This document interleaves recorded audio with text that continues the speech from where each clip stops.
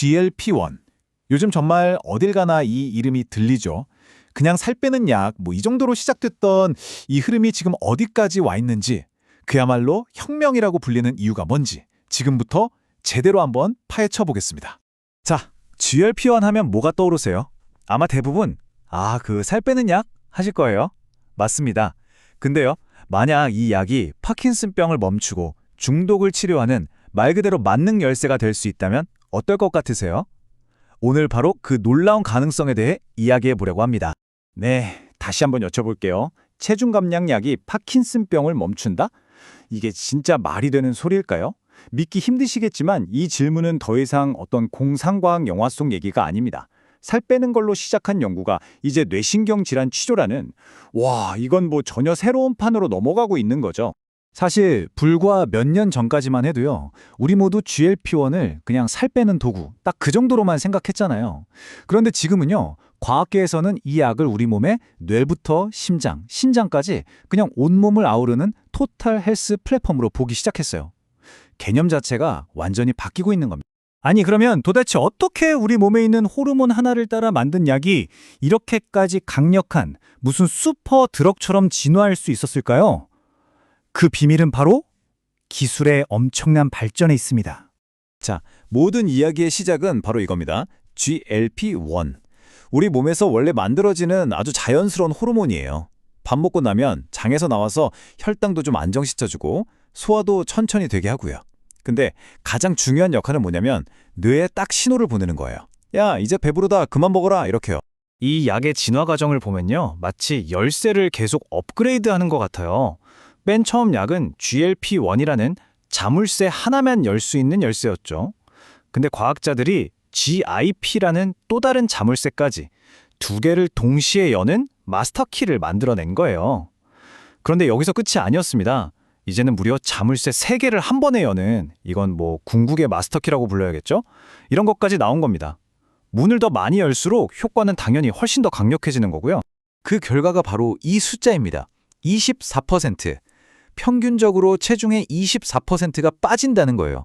여러분, 이건 그냥 몇 킬로그램 빼는 다이어트 수준이 아니에요.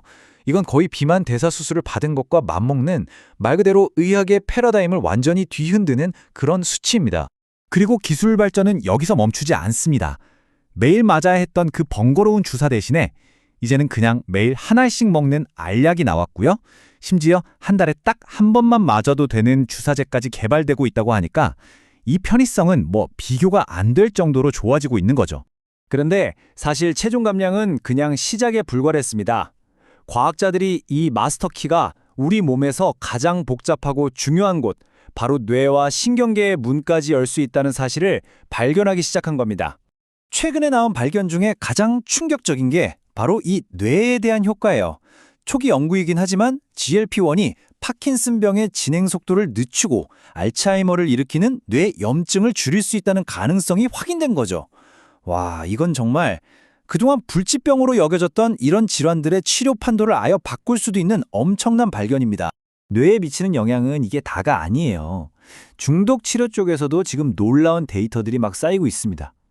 이 약이 우리 뇌의 보상 회로에 작용해서 술이나 담배 같은 중독성 물질에 대한 갈망 그 자체를 줄여준다는 거예요. 이게 무슨 뜻이겠어요?